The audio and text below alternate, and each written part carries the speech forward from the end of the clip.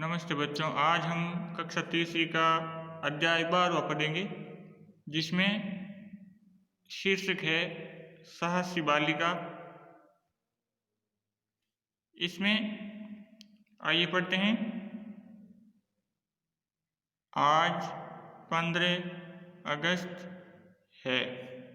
School में उत्सव मनाया जा रहा है। खूब भीड़ भाड़ है।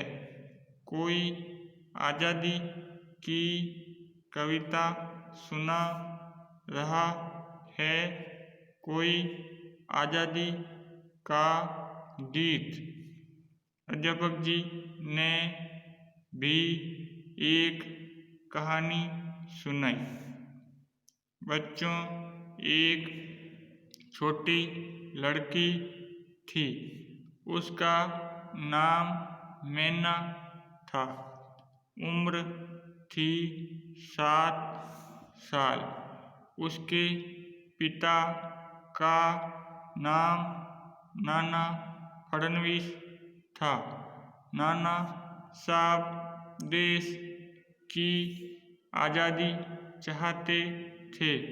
मैना भी आज़ादी चाहती थी। अंग्रेज इस बात पर उसके पिताजी से नाराज थे। उन्होंने नाना साहब के महल में आग लगवा दी। नाना साहब जलते हुए महल में से निकल गए। मैना भी किसी तरह जलते हुए महल से बाहर आ गई। अब देखिए, यहाँ तक हमने कहानी पढ़ी। इसमें 15 अगस्त हमारा स्वतंत्रता दिवस होता है। उस दिन हमारे विद्यालय में सांस्कृतिक कार्यक्रम होते हैं। बच्चे गीत गाने सुनाते हैं। ठीक इसी प्रकार बच्चों ने अपनी आज़ादी की कविता सुनाई तथा अध्यापक जी ने एक साहसी बालिका की कहानी सुनाई। उसमें उस बालिका का नाम था मैना।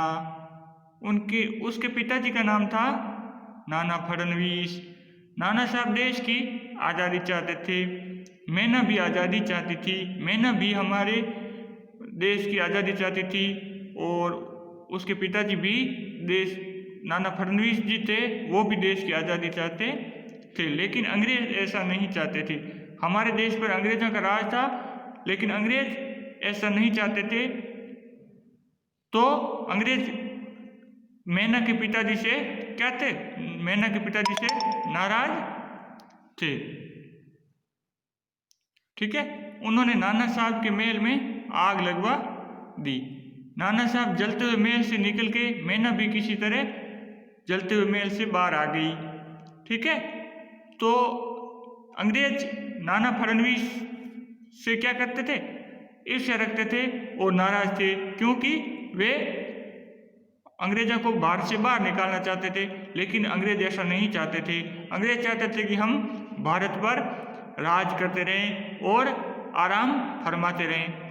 ठीक है, तो अंग्रेजों ने नाना फडणवीस जी के महल में आग लगा दी और नाना फडणवीस जी वहां से निकल गए और मैना भी किसी तरह वहां से निकल गई। ठीक है, आगे बढ़ते हैं अपन कहानी। बाहर आते ही उसे अंग्रेज सैनिकों ने पकड़ लिया।